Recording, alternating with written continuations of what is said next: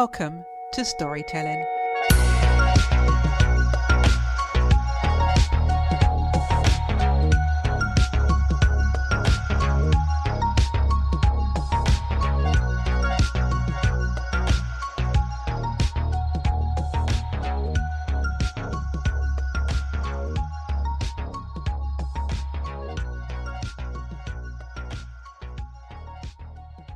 This week, we welcome back a former guest who is a true visionary and creative force to be reckoned with. He has an exceptional talent and has conquered the worlds of filmmaking, photography, spoken word, acting, and the dynamic realm of the media. And he consistently seeks to shatter barriers and unlock our untapped potential for self-expression. In this episode, he shares his inspirational story as he empowers us all to embrace our unique voices and fearlessly share our stories with the world. Please welcome Dez Mighty. Hello, Dez, and welcome to the podcast. Hi, Debbie, and thanks for having me back. Dez, a lot has happened since we last spoke. Can you tell us what is going on in the world of Dez Mighty? Well, a few things have happened. I think the last time we spoke, I said I was going to launch my YouTube channel. Tick, that's been done. I said I was going to launch my podcast. Tick, that's been done. We are in the throes of putting together the play, which reflects some of the visual stories that we have on YouTube. We've got our first meeting on Saturday. We've got some actors that are drawn up for that. So that's pretty exciting. And I've also decided that we're going to try and do a book. So we've got a concept behind that as well. So there's a few things happening. So let's take everyone back to the type of visual experience that the audience enjoys about the content on your YouTube channel and how that has turned into a podcast and how that is manifested itself into all these other great and wonderful things. Okay. So I'm a visual storyteller. I'll tell you what was really funny the other day. I was out at the Chelsea car show and we met some investors and they asked me what I do. And I just really couldn't clearly define who or what I am because I do so many different things. Obviously, I'm a property developer, I'm a broker, I'm a photographer, I'm a filmmaker, and now I'm a visual storyteller. So it was quite confusing. When I got asked the question, I really didn't know what to say because it's a lot to say all of those things. But then we had a conversation afterwards and it's simply, I create content, which I thought was fantastic. So when people ask me, it's a great lead up into, I create content. What type of content? Let me give you my YouTube channel and you'll see. And make sure you subscribe. So the YouTube channel is visual stories. There's stories about life. There's stories about fragility, about our human experience.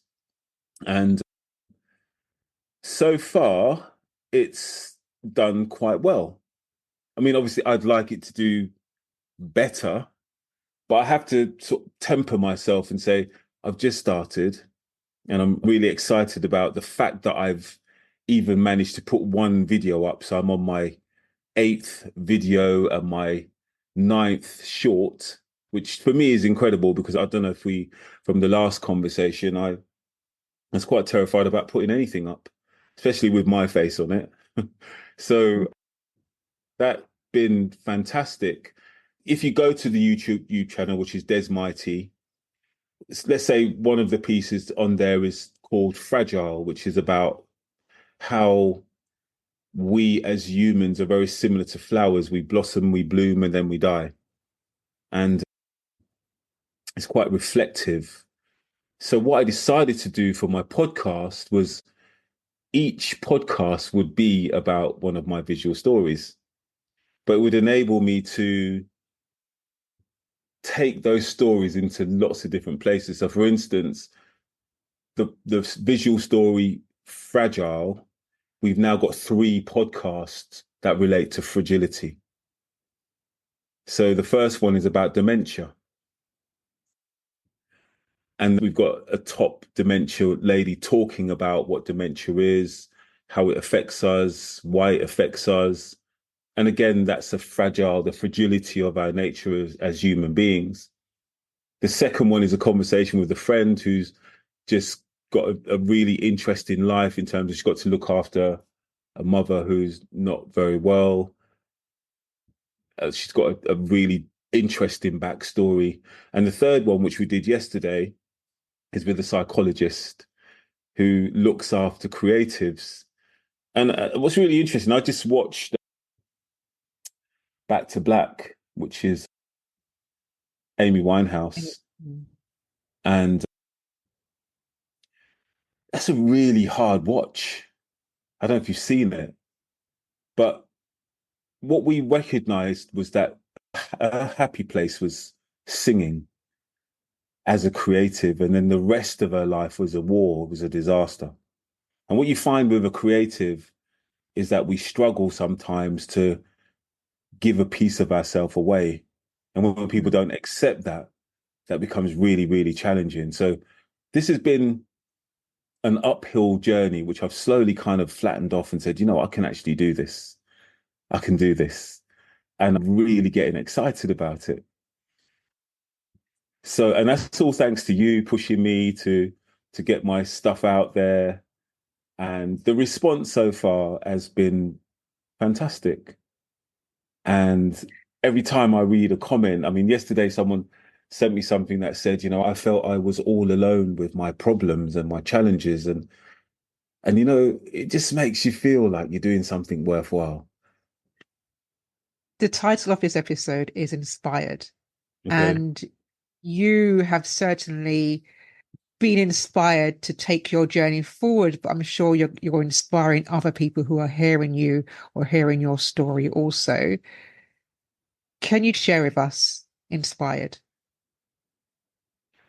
One of the things that people ask me all the time is, where do I get the inspiration from to put together some of these visual stories? And what actually inspires me? So I sat down and thought, what does inspire me? And I wrote this piece. I am constantly being asked what inspires me and how I manage to write such deep words. My answer is always the same. Life inspires me. Every day we are above ground, we are blessed. We have the opportunity to win, to pray, to fight, to resist, to love, to give, to be more than we could ever have imagined. There is so much beauty in the world. The trick is to shut out all the noise and focus on what gives you joy. I am inspired by life and all of its intricate possibilities. I am inspired by the huge differences we can make. I'm truly inspired by how we evolve as humans and recognize that if we can avoid the lies and deceit supplied daily by lesser beings, that is there simply to drown out the truth, we can rise and become the spiritual, caring, loving race that we really are. This life is truly wonderful. We just need to live it so. Lift your eyes off the ground, drown out the sounds of evil, turn off the tell-lie vision, and practice gratitude, self-control, and self-confidence. Learn to give while you act as if you are who you want to be every day. I understand that if we really focus, we can see the real us, beautiful, dynamic, and spiritual, capable of anything. We were put here to learn, to fly, to rise, to laugh until our belly aches, to learn from our mistakes, to forgive, to love, to celebrate, to make laughter our best friend, to help our children to transcend and become incredible. Because we are here to leave an indelible mark on this world, to understand that this body is simply a vessel that contains our soul, that unique part of us that makes us whole, part of our Creator who made us to be happy, adventurous, daring and bold, to gain wisdom as we get old, to laugh at our missteps, to lift each other up until all of our cups runneth over. And understand that it's the simple things in this life that really matter. That's what inspires me. I love it. I absolutely love it. And it's all about our life and our life's journey. Every word that you mentioned just literally transported me from my early years to where I am now. Is that what you intended for that piece? Do you know what? I wrote that piece based on the question, what inspires me. I sat down one day, I had no intention of writing it, and that's what came out.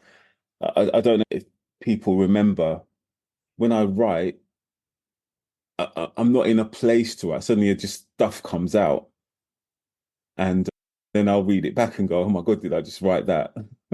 So it's kind of really difficult for me to say, and it wouldn't be true if I said, "Yeah, I planned to write that," because I didn't. I just sat down and just off the back of the question, "What inspires you?" And it just all came out. And I read it back and read it back, and I'm like, a lot of times I'll go, "Did I actually write that?" So most of the pieces that I have, when I look back at them, when I read them, I'm always inspired, and I also don't understand how I've been able to write those pieces, if that makes any sense. Mm. Des, you've been in a place where you didn't want to share any of your content Yep, because you had doubted yourself. And 100%. now you're doing amazing, wonderful thing. What advice would you give to someone who is in a similar position to where you once were? Okay, everybody's creative, right? It doesn't matter what you do. We're all creative people, whether we're being creative with numbers or art. It doesn't matter. We're all creative. And one of the things that happens to you when you take a piece of yourself, for instance, my world has always been quite visual in terms of photography and filmmaking, and now a kind of spoken word, but I don't call it spoken word. And when you take a part of that and put it out into the world, it leaves you in a vulnerable space because you're leaving yourself open to judgment. And some people will love what you do, and there'll be people who don't love what you do. I mean, so far, I haven't come across anyone who doesn't like what I do.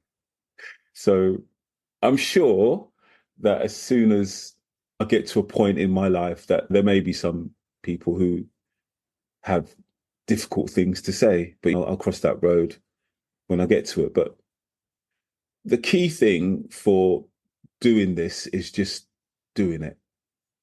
I can honestly say, and I think from the last conversation or the very first conversation that we had, I would never have dared to put out any of my work. I would read it and then put it away. It's mine. Nobody can see it. No one can criticize me. No one can make me feel bad about something or things that are an intricate part of myself. But one of the things that I kind of gathered is that if you have a talent and you're hiding it, that talent might be able to help other people get through some of the stuff that they're going through. So you're really not doing yourself or God or whatever you believe in a service.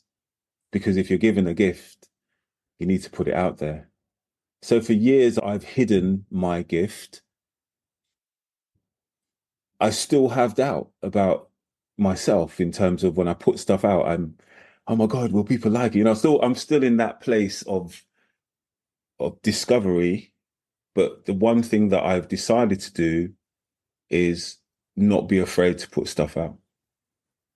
And at first I put my stuff out on YouTube, and then someone said, "He put it on LinkedIn." I'm like, LinkedIn, oh my God, I can't put anything on LinkedIn. That's the business environment and people will judge you. Like, then another part of me is like, well, why not? What have you got to lose? Nothing. So I put it on Twitter, put it on LinkedIn, I've put it on Instagram, I've put it on TikTok. And now I'm like, I can put this anywhere. Mm. So going back to the question, if you have something that you've got to say to the world or show to the world, and you're feeling self-doubt or you're just really not sure, feel the fear and do it anyway.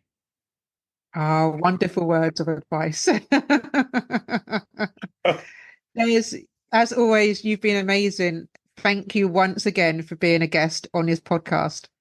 No worries. If you would like further details about Dez, then please follow the links in the show notes.